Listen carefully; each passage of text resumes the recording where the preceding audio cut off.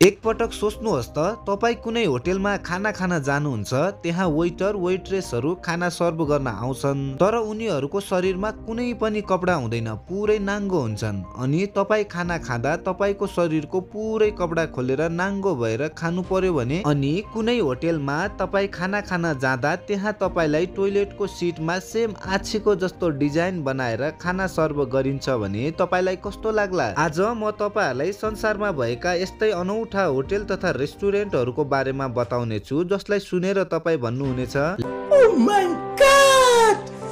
Wow! Let's start. Number 5, toilet restaurant Taiwan. तपाईँ नझुक्किनुस् है, तपाईँले जे सोच्नु भएको छ नि त्यस्तो छैन। यहाँ धेरै भन्दा धेरै स्वादिलो खानाहरू पाउँछन्, तर त्यो खाना तपाईँले टोयलेटको सिटमा बसेर खानुपर्छ। हो, सही सुन्नुभयो। अनि खाना प्लेटमा होइन, टोयलेटको सिटमा नै दिइन्छ। साथै खाना पनि सेम तपाईँको आछीको जस्तो नै डिजाइनमा बनाइएको हुन्छ। खानाको डिजाइन जस्तो भए पनि त्यहाँको खाना चाहिँ एकदमै मिठो हुन्छ। तपाईँ यो रेस्टुरेन्ट भित्र पस्नु भयो भने साँच्चीकै टोयलेट भित्र पसेको जस्तो फिल हुन्छ तपाईलाई। Number 4, vampire restaurant Tokyo. यो रेस्टुरेन्ट पुरै भूत पिशाचहरूको घर जस्तो डरलाग्दो थिममा बनाइएको छ।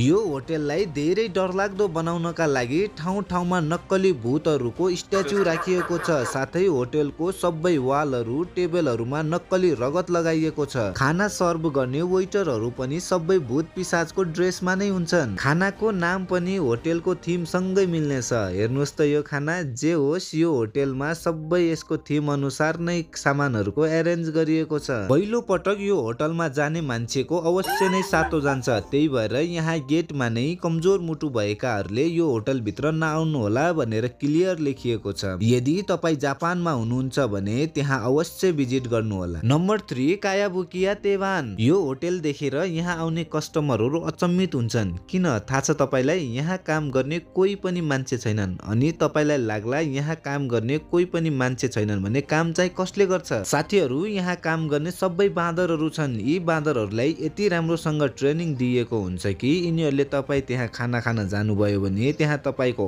अर्डर लिन्छन्। तपाईँले अर्डर गरेको खाना राम्रोसँग टेबलसम्म पुर्याउँछन्। खाना खाइसकेपछि हात पुछ्नको लागि टावल पनि ल्याएर दिन्छन्। कस्टमरहरूको यति राम्रोसँग केयर गर्छन् जति मान्छेले गर्न सक्दैनन्। तपाईको दिमागमा एउटा क्वेशन आइरहेको होला, यी बाँदरहरूलाई सेलरी चाहिँ कसरी दिन्छन् भनेर। यिनीहरूलाई सेलरीको नाममा केरा मात्र दिइन्छ। Number 2, ice hotel Sweden. यो होटेल स्विडेनको टोर नदीमा बनाइएको छ, जुन सयौं वर्षदेखि यो नदीमा बन्दै अनि यसै नदीमा घुल्दै आएको छ। तपाईलाई लागिरहेको होला होटल बन्दै अनि घुल्दैको मतलब के हो भनेर। म बताउँछु तपाईहरुलाई। यो होटेल बनाउनका लागि हिउँको ढिक्कालाई काटेर त्यो भित्र कोठाहरूको आकार दिइन्छ। संसारभरिका कलाकारहरू आएर यहाँ आफ्नो कलाकारिता देखाउँछन्। यसभित्र -5 डिग्री भन्दा पनि कम तापक्रम हुन्छ। त्यही भएर यहाँ वर्षेनी लाखौं पर्यटकहरू खाना खान भन्दा पनि होटेल हेर्न आउँछन्। जुन पर्यटकहरू यहाँ घुमेर जान्छन्, यो ठाउँको तारिफको फूल बाँधेरै जान्छन्। यो होटेल गर्मी महिनासम्म यस्तै रहन्छ, त्यसपछि बिस्तारै पग्लिँदै नदीमा मिसिँदै जान्छ। Number 1, naked restaurant. यो रेस्टुरेन्टमा काम गर्ने वेटर वेट्रेसहरूको शरीरमा एउटा पनि लुगा हुँदैन।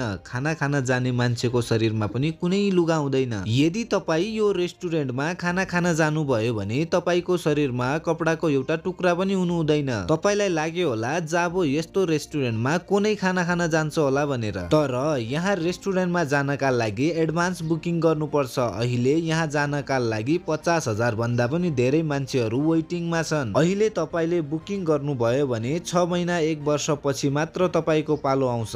को यस रेस्टुरेन्टमा जान चाहनुहुन्छ अवश्य कमेन्ट गर्नुहोला।